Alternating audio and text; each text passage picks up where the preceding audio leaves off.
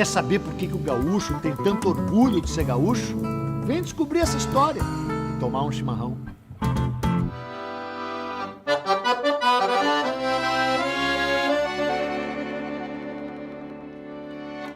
Bom, depois de toda essa conversa sobre a origem do gaúcho, sobre a Revolução Farroupilha, sobre o chimarrão, sobre o churrasco, sobre a pilcha, tu já entendeu, né? O gaúcho tem motivo para ter orgulho de ser gaúcho. Mas para que esse não seja um orgulho vazio, ele tem que se vestir de história e de conhecimento. Porque eu vou te dizer, cara, o orgulho, se ele é vazio, ele é um sentimento bobo, até feio. Especialmente quando vira vaidade, arrogância, ostentação. O orgulho pode ser pecado, e pecado capital. Ainda mais se mistura com a soberba e aí flerta com a luxúria. Aí o vivente pode pegar até uma temporada no inferno, que aliás dizem que é eterno. Mas o orgulho também pode ser puro, pode ser altivo, pode ser transformador. E é assim que o orgulho do gaúcho pode e deve ser. Porque na sua essência, na sua origem, a palavra orgulho quer dizer excelência. Ela vem do catalão orgulho, e o significado é esse mesmo, o orgulho, a excelência. Isso que quer dizer essa palavra, que pode ser simultaneamente linda e feia. E o gaúcho tem como transformá-la numa palavra linda. E fez isso quando já estava quase extinto. Tu ouviu essa história aqui? O gaúcho surge num momento muito específico do Pampa e surge altivo, parecia, como eu falei, o centauro dos Pampas, como se diz, né? Debaixo do seu chapéu, dentro da sua camisa, em cima do seu cavalo, um homem sem lei nem rei.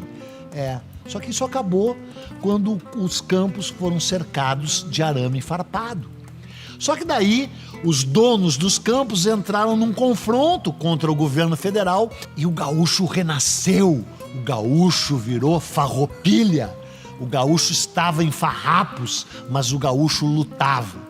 E aí veio a paz honrosa, né? Uma paz em 1845, né? O Império achou que não valia mais a pena enfrentar o gaúcho compreendeu que não ia conseguir vencer o Império e, acima de tudo, que não valia a pena se separar do Brasil, né? Então as coisas se apaziguaram. Mas o gaúcho foi sumindo de novo. Porque, infelizmente, também, o gaúcho era fruto de guerras. E aí logo teve uma outra guerra, a terrível Guerra do Paraguai, que, aliás, começou aqui no Rio Grande do Sul, né? Começou com o Paraguai invadindo o Rio Grande do Sul para ir brigar no Uruguai. Então o gaúcho pôde lutar de novo. E aí o Brasil venceu a terrível Guerra do Paraguai com muito auxílio do gaúcho. Mas quando o Império ficou em paz, o gaúcho foi murchando, foi diminuindo. E o Império parou de dar bola para o Rio Grande do Sul, que nem já tinha feito muitas vezes. E aí vem a República, e a República foi uma articulação de gaúchos também. O Júlio de Castilhos foi muito importante na proclamação da República, mas o Júlio de Castilhos era paisano, era urbanoide, era urbano, era de Porto Alegre, desconhecia lá o gaúcho do campo. E aí o gaúcho se meteu numa outra guerra, uma guerra horrorosa, fratricida, que foi a Revolução Federalista de 1893. Foi a maior guerra civil da história do Brasil. Foi a luta entre maragatos e chimangos.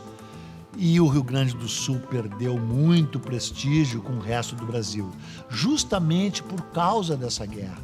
E o gaúcho entra numa decadência enorme. O Rio Grande do Sul entra numa decadência enorme.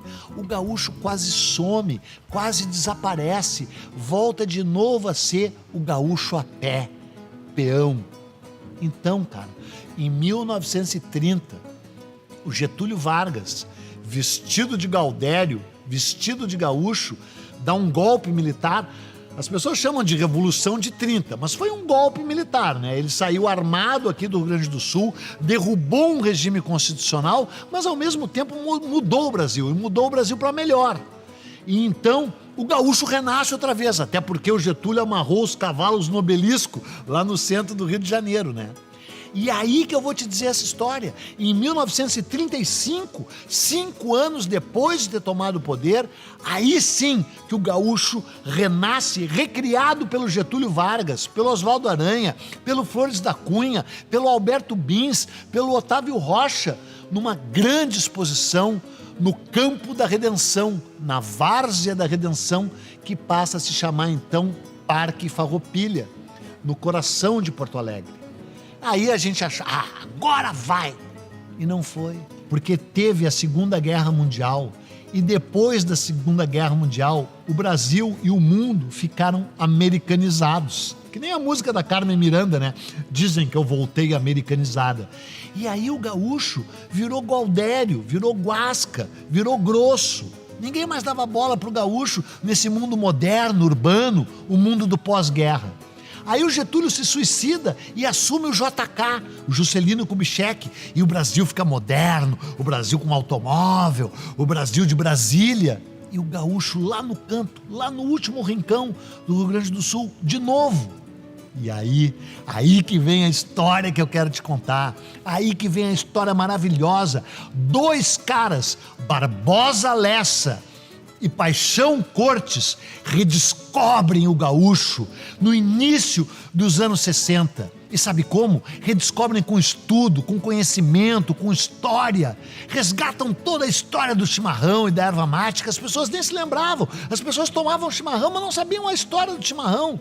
As pessoas faziam churrasco, mas não sabiam a história do churrasco. E as pessoas não usavam mais pilcha. Era vergonhoso usar bombacha. Era uma vergonha usar xiripá.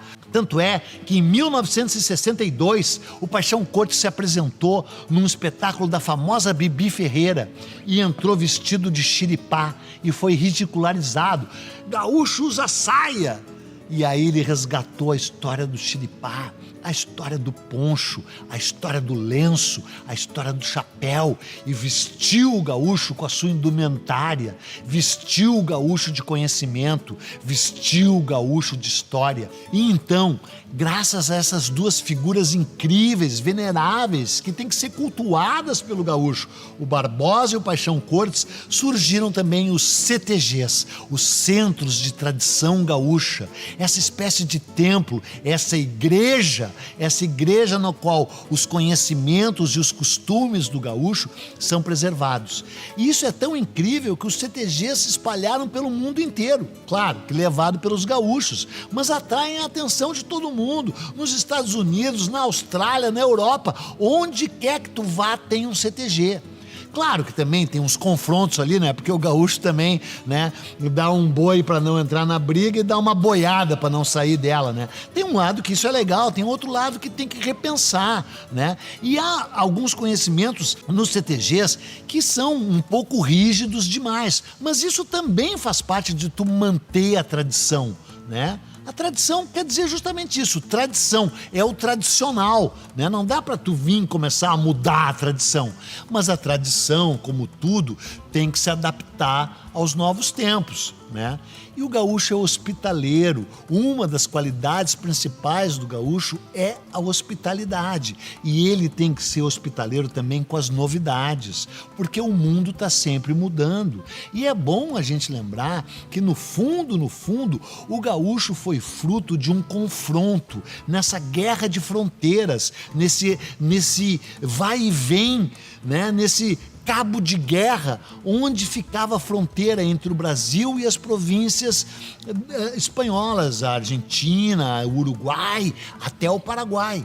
E aí sabe o que eu fico pensando? Eu fico pensando que falta pouco tempo para o bicentenário da Revolução Farroupilha. Em 1935 foi aquele ano incrível com aquela festa do Getúlio Vargas. Como é que vai ser 2035? Porque o gaúcho vai ter que se adaptar. Vai ter que se adaptar. Por exemplo, cara, o Pampa. O Pampa é um bioma que corre perigo, que não está preservado. Como é que é essa história da sustentabilidade? Por exemplo, comer carne. Não dá para comer só carne, né? Tem que cuidar com a dieta balanceada. Vamos pôr uma salada nesse rango aí, moçada. E aí tem a hospitalidade gaúcha, né? A hospitalidade em todos os rincões, no galpão. Tu chega e é recebido por um chimarrão. Tu chega e é recebido pelo índio velho. né?